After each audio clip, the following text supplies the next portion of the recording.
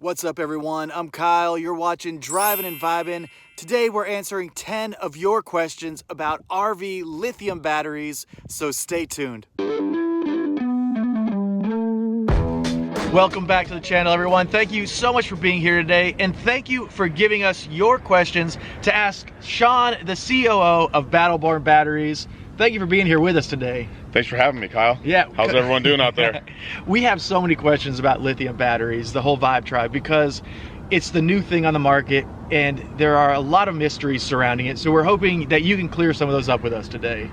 Sure, happy to help any way I can. Awesome. We got Luke from Instagram. He has the first question and he says, do I have to do anything with my solar system if I want to switch to lithium or swap the battery? So can we just drop and plug in these lithium batteries into a pre-existing system?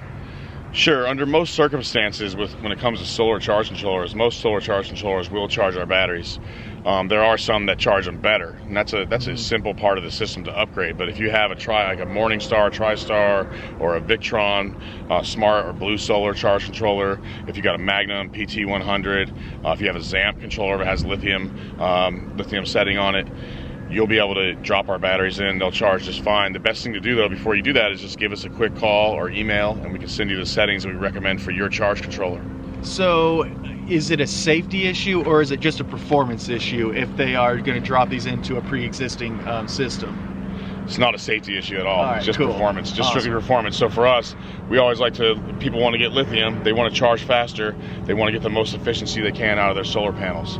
So it's important to make sure you got that right controller to do that, because there are some out there that charge real slow. I got And that's you. because they're made to be conservative, they just put a little extra power in, but once you get to lithium, you want to be aggressive in collecting your power. And our batteries do accept power more efficiently from panels, so it makes your panels work better. All right. Like if you watch Less Junk, More Journeys video, Nathan says that the way they charge now is like they got an extra panel on the roof, but it's really not there. It's just because they're collecting power more efficiently. Good to know. That's great. So let's see what the next question is.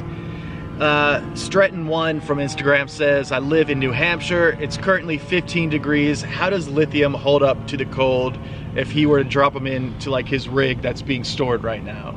Oh, perfect. So wintertime storage, that's a common question. First of all, the great news is our batteries are a lot easier to deal with in the wintertime than everyone else's. The only thing you need to do is charge them all the way up and just disconnect them and let them sit. Being in even below 15 is not going to hurt them. The only time you could ever hurt a lithium battery is when you're charging it when it's too cold. Our battery has an automatic shut-off. It won't even let you hurt it in that case either. But you don't need to trickle charge them over the winter. You don't need to clean the terminals. You don't need to remove the batteries. Just charge them up and leave them sit. You gotta disconnect all the loads and let them sit. All right, that's awesome. And at that point, the temperature is not going to affect them. The temperature will not affect them. All right, well, that's good to know. I learn something new every day. John Potts says, can I use one as a coach battery in my C-Class? What benefits over conventional? So I guess he just wants to know, can he replace the pre-existing lead acid battery? Right, so if John only has one battery in his coach right now, it's a house battery. He didn't really clarify that. He said coach battery, so I assume it means a house battery. Yeah. Our batteries are not starting batteries. They're only for the house. All right. Okay, but yeah, in normal circumstances like that with a one battery system, especially in a motorized RV, you can just drop the battery in and it'll work just fine. Yeah. But the difference is you're going to store about 2 to 3 times the amount of power in that same amount of space. You're going to recharge faster. But the best thing for John to do would be to contact us. All right. So we can go through some of the components, because it sounds like he's probably got more than that one question. Yeah. But the simple answer is yes. Sweet. And it will give you more stored power, and it will last a lot longer as far as cycle life. I hear a lot about this as people asking if they can use lithium batteries for a startup battery, but they aren't built that way. But is there future potential for lithium to act as those batteries? Sure, there are lithium starting batteries right now, but they're very costly. And the problem with a lithium starting battery is you never get to see the economic benefit because you're not deep cycling the battery. You're not pulling out that extra power. You're just using it to momentarily start your vehicle. So like on race cars and things like that, they all have lithium batteries these days to cut weight. All right. A lot of motorcycles have lithium batteries. Eventually, will there be lithium starting batteries? Absolutely. Will they be like in the form factor of ours? Probably not, because you don't need that much extra stored power in a battery to start a motor. It's not running anything standby, so it's a whole different ball game than what we're doing. But we are working on coming out with some starting batteries for marine next year, because they are asked for like in bass fishing, things like that. But right now we don't have anything on the horizon for starting an RV. Right. It's just, you'll never see the economic benefit and you're not looking for the performance. Yeah, I got you. You talked about the performance and the cycles of the lithium battery. Now, this is a question I forgot to get on my computer because it came from Facebook, but it came from Joe.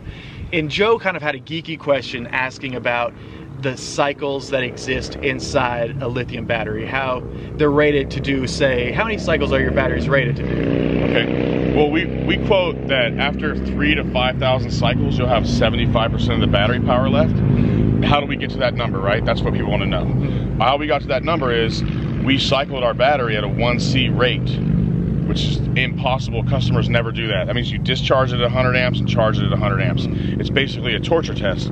After 3,000 cycles in our testing, which is torture testing, so we say 3,000 to 5,000 because you're probably more at the 5,000 point, you're going to lose about 25% of the power out of the battery at that point. All right, and this sets me up perfectly for Joe's second part of the question, because he wanted to know, does it make any sense as far as efficiency goes if he were to only drop those down to 20% before recharging? Would that extend the life of the battery, or does that really not matter at the end of the day? You know what? There's a lot of guys out there that quote that 20% number. In my opinion, it's probably a lot of prismatic cell manufacturers that were quoting that number, because those batteries can't be cycled as deeply as our cylindrical cells, and their battery management system doesn't perform like ours either. So in my opinion, I would discharge the battery as deeply as possible before it shuts off. And that's how you get the most value out of it. If you go to 80%, all you're doing is like basically not taking it for a full cycle. So yeah, you basically don't, 3,000 to 5,000 full cycles. If I cycle my batteries every day for 10 years, that's 3,650 cycles. We agree on that, right? Yeah. So I mean, yeah, you can discharge them down and save that 20%, but I don't believe that's necessary, because with our battery we use cylindrical cells, which have a better cycle life. Those prismatic pouches, if you were cycling those, they would last about 1,000 cycles. They quote the 80%, that way they can quote 2,000 cycles. I got you. Yeah. All right, well, that's good to clarify. That's a kind of a geekier question, diving a little deeper into it. So we'll get back to some more of these simple questions. And if he has another question about that, you email Kyle and we'll get on the phone together, all three of us, and talk about that. Very cool. Bookum15 says, do they have 6-volt lithium batteries? That's a good question. There's no reason to make a 6-volt lithium battery. All right. It just doesn't exist. But we do make a 12-volt lithium battery in the same form factor and footprint as a 6-volt GC2. We're the only company that does that. Well, that's cool. And you make a 24-volt though, is that correct? Or, we do make a 50 amp hour 24-volt. It's very uncommon in motorized applications. Cool. Brendan Clark says, weight, ? So I guess he wants to know what the weight difference is. Good. If I'm getting 100 amp hours out of lithium or 100 amp hours out of lead acid. Perfect. So 100 amp hours of lithium actually compares to 200 amp hours of lead acid in a general sense, which actually performs better than that in most cases, but I can explain that later. But we all know you can only discharge your lead acid batteries 50%, right? So if you have a 200 amp hour battery, you're probably only going to get 100 amps out of it on its best day. So that's 31 pounds for our battery versus 140 pounds for a 200 amp hour lead acid battery. Big difference. I mean, we have 500 usable amp hours on our Argosy right now, and I know we could never have that much weight if we were going lead acid. It's 155 pounds Kyle's battery bank is for 500 amp hours. Usable, which is amazing. Right. And Bernie says from Instagram, are all lithium batteries the same? Well, are all lithium batteries the same? Let's just go real basic on this one. So first of all, there's two types of lithium batteries basically. There's lithium metal, which are non-rechargeable. We don't sell those. And there's lithium ion. And so lithium ion batteries come in a bunch of different chemistries. You have batteries for drones, batteries for cars, batteries for RVs, batteries for stationary storage. We use lithium iron phosphate, or people call them LiFePO4 or LFP. It's lithium iron phosphate. And there are a lot of different variations of quality from cell manufacturers, and there are a lot of different variations to battery management system quality. There's a lot of different variations to the build of your battery quality. So I would say that no, they're not all the same. I would stick with a company that offers a UL listed product that only uses UL listed cells, and it has a long warranty to stand by the product. Like I said, I mean, 10 years is only 3,650 cycles. Most definitely. If anyone's not warranting their battery for 10 years, they shouldn't be in the business, because you're not asking very much of the battery at that point. And by no means do I want this to come across as a Battleborn advertisement, but what I do like to say is that your batteries are made in the USA, and for us, principle alone, that makes a big difference. Good. Well, I want to say that they're designed and assembled here in the USA. We do import parts from overseas because we can't get them anywhere else. But my point is that there are different steps and different levels of quality in lithium cells. So you can see a cheaper battery out there, but you got to understand what's it backed with, what kind of customer service does it come with. That's what really makes a product usable and worth the investment of lithium. Is the company going to stand by their word? If you order something from overseas, you won't be able to get any service on it. And if it dies on you, or if you build a battery out of the battery bank, out of the junkyard, like there's no one that's going to warranty a Tesla battery pack. There's no product liability insurance on a Tesla battery pack. Most definitely. There is no customer service on a Tesla battery pack. And you're using a very volatile battery with components it was never designed to be used with. Well, so there are different types of lithium out there. You have to be careful. Make sure you use only lithium from a company that's going to stand by their product. That way you know it's safe. So let me get to a commonly asked question from Instagram from the Rubber Tramps RV, and they say, why are they so pricey though? So I'm interested to know. That's funny. Yeah, people always think they're more expensive, but actually per cycle lithium is about 30 cents cheaper per cycle than lead acid. And we actually watched a presentation about this just the other day, breaking it down into cost per amp hours, how lithium is less expensive. From Explorers.life? From the RV Geeks actually here. RV Geeks, yeah. So you can see over time lithium is already cheaper than lead acid. It is a more expensive upfront cost. As far as just the cost per amp hour, that is even going to be cheaper. But with lithium, they weigh less. You have awesome customer service. So there are so many other benefits that we're getting as far as when we get lithium batteries. But the value that they add to your experience out on the road is paramount, along with the fact that like you said, they're a little bit less weight. I mean, a lot less weight. But they also store 2 to 3 times the amount of usable power in the same amount of space, and that's why people love them so much. Exactly. So I got one question that I would like to ask, and that is, as we go forward looking for the future of lithium batteries, are we going to see the form of these batteries change to take up less space or to take up new spaces in an RV rather than the traditional battery box? The future of lithium is going to be really exciting. There's going to be lots of, we're coming out with some new products that are going to be in different form factors.